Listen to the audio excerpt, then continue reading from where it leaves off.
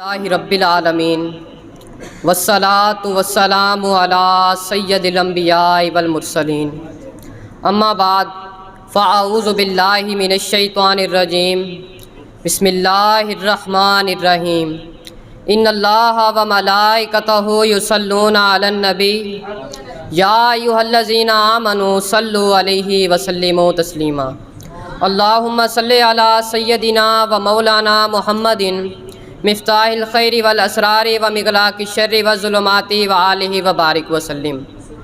جان و دل سب نثار کرتے ہیں، جان و دل سب نثار کرتے ہیں، ہم مدینے سے پیار کرتے ہیں، جان و دل سب نثار کرتے ہیں، ہم مدینے سے پیار کرتے ہیں، ہم پڑھتے ہیں اپنے آقا کی ذات پر درود، کیا خوبصورت کاروبار کرتے ہیں۔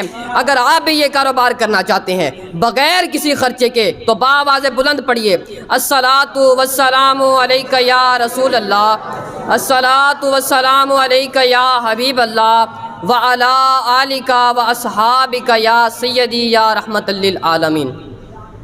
سب سے پہلے میرے استاد کرام اور ہم مکتب ساتھیوں، السلام علیکم ورحمۃ اللہ وبرکاتہ۔ پیارے ساتھیوں، اللہ تعالیٰ کے فضل و کرم سے آج انشاءاللہ عبادت کی روح کے حوالے سے کچھ گفتگو کرنی ہے۔ دعا فرمائیں اللہ تعالیٰ مجھے حق اور سچ بیان کرنے کی توفیق عطا فرمائے۔ پیارے ساتھیوں، اللہ تعالیٰ نے اس دنیا کو بنایا تو کسی مقصد کے تحت، زمین بنائی تو کسی مقصد کے تحت، آسماں بنایا تو کسی مقصد کے تحت، فرشتے بنائے تو ایک مقصد کے تحت، جن بنائے تو ایک مقصد کے تحت، اسی طرح انسان کو بنایا تو ایک مقصد کے تحت، صرف مقصد کے تحت نہیں، ایک خاص مقصد کے تحت۔ اب وہ مقصد خاص کیا ہے؟ وہ خالق کائنات نے قرآن پاک میں ارشاد فرمایا وَمَا خَلَقْتُ الْجِنَّ وَالْإِنسَ إِلَّا لِيَعْبُدُونَ، اور نہیں ہم نے پیدا کیا انسانوں کو اور جنوں کو مگر اپنی عبادت کے لیے۔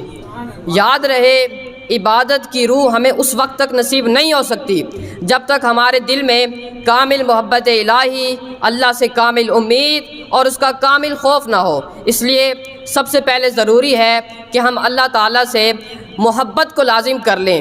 پیارے ساتھیوں، اب کسی کے ذہن میں یہ سوال آ سکتا ہے کہ سب مسلمان اللہ تعالیٰ سے محبت کا دعویٰ کرتے ہیں، تو اس کا جواب یہ ہے کہ یہ دعویٰ اپنی جگہ پر درست ہے، لیکن اس کا اصل جواب یہ ہے کہ اصل محبت الہی یہ ہے کہ اللہ کو ماننے کے ساتھ ساتھ اللہ کی بھی مانی جائے۔ اسی صورت میں ہمیں اللہ کی رضا، خوشنودی اور عبادت کی حقیقی روح نصیب ہوگی۔ بلکہ جب ہم نماز میں ہوں تو بھی ہماری کامل توجہ اللہ ہی کی طرف ہونی چاہیے۔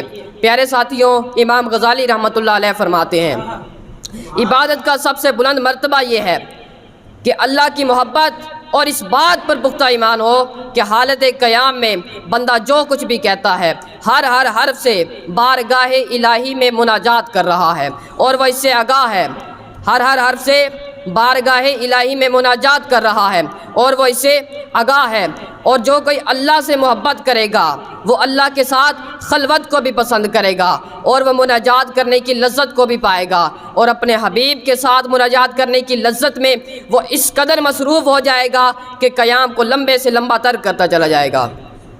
پیارے آقا صلی اللہ علیہ وآلہ وسلم نے ارشاد فرمایا کہ دعا عبادت کا مغز ہے، یعنی دعا کی ہی مدد سے عبادت میں طاقت آ جاتی ہے۔ پیارے ساتھیوں، یہی عبادت کی روح ہے۔ پیارے ساتھی، اس بات کو یاد رکھیے گا کہ چاشنی عبادت کی ہمیں اس صورت میں نصیب ہوگی جب ہماری عبادت میں اخلاص، خشوع اور خضوع ہوگا، کیونکہ اخلاص اور خشوع اور خضوع بھی عبادت کی روح ہے۔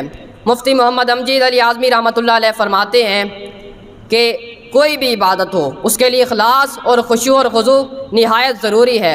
اگر یہ اخلاص اور خشوع اور خضوع بالاجماع دکھلاوے کے طور پر ہے تو حرام ہے، بصورت دیگر اس میں ریاکاری آ جاتی ہے، تو یہ نہیں کرنی چاہیے، اور ریاکاری کو شرک اصغر کہا گیا ہے۔ دعا فرمائے خالق کی کائنات ہم سب کو اپنی پکی سچی محبت عطا فرمائے اور ہمیں خشوع اور خضوع کی نعمت سے بھی نوازے۔ وما علینا الا البلاغ المبین۔